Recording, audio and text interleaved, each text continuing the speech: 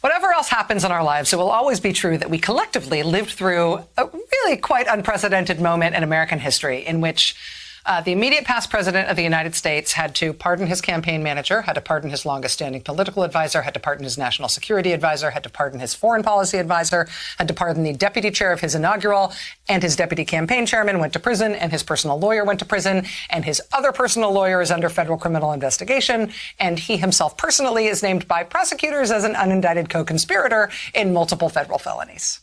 And he himself personally is currently, as we speak, under active criminal investigation in 2 states.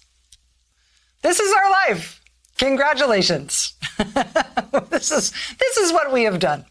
But even amidst that cavalcade of indicted and or imprisoned and or pardoned associates and co-conspirators of the former president, who wants to be president again, his campaign chairman specifically still manages to stand out and is still making news today. You will recall his name is Paul Manafort. He was convicted of multiple felonies, including tax fraud and bank fraud, much of it connected to millions of dollars in secret payments he got from his former employer, a pro-Putin authoritarian leader who used to rule Ukraine.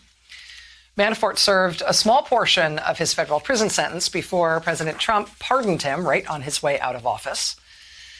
But there has remained a sort of enduring mystery around Manafort's short-lived cooperation agreement with special counsel Robert Mueller and why it collapsed. Prosecutors allege that Manafort had lied to them about a whole bunch of things.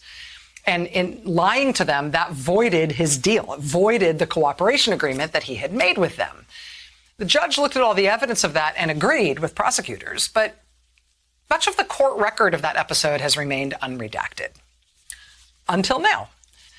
And so now we know today in black and white what Trump's campaign chair lied to prosecutors about on pain of considerable prison time for doing so. Here's Andrew Weissman speaking to the judge. Quote, the issue of internal campaign polling data being sent to blank, who the defendant conceded is extremely close to the senior leader in Russia, is in the core of what the special counsel is supposed to be investigating. From another new document, newly unredacted, quote, Manafort lied to the government about his sharing of internal Trump campaign data with Kilimnik.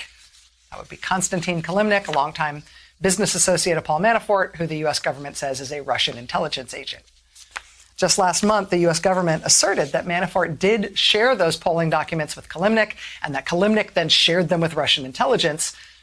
We've long known the broad outlines of this part of the story, but we now know from these newly unredacted filings that, number one, Manafort lied to prosecutors about the nature of the data he was sharing.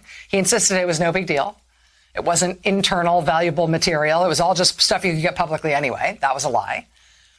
Also, he lied about whether he was giving it to someone who he knew would pass it on to the Russian government.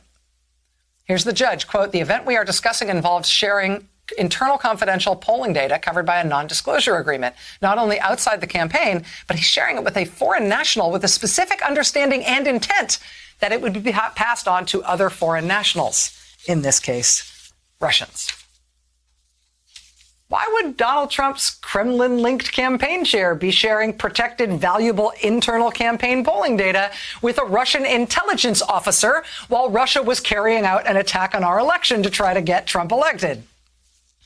That was what fully half the Mueller investigation was about. What Russia did to our election to try to elect Trump and how the Trump campaign was involved in it and perhaps assisted it.